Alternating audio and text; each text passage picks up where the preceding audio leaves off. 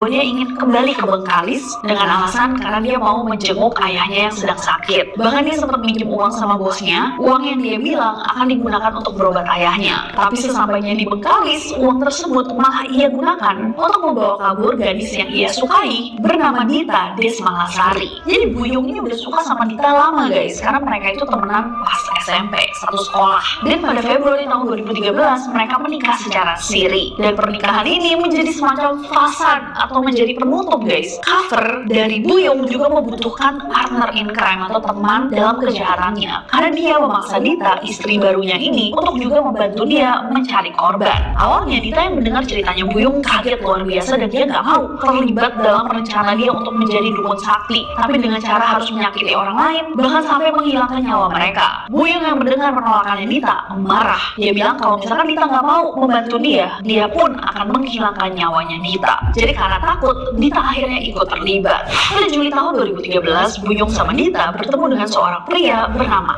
Aceh. Aceh ini usianya sudah 40 tahun dan dia memiliki keterbatasan mental. Dengan keterbatasan itu, dengan mudahnya mereka membujuk korban untuk ikut mereka ke tempat sepi di sekitar Jalan Siak Duri, Bengkalis. Di sanalah tiba-tiba Buyung melakukan hal yang sama seperti yang dia lakukan kepada FD, tapi kali ini ia suruh istrinya untuk menggoda Aceh agar dia bisa memastikan bahwa tubuhnya Aceh bereaksi secara normal sebelum ia mengeluarkan cutter untuk memotong bagian itu. Kemudian saat darahnya keluar, ia minum, kemudian ia tunggu sang korban untuk kehilangan cukup cairan dari sana dan meninggal dunia. Kemudian ia kubur di lokasi yang memang jarang dilalui orang.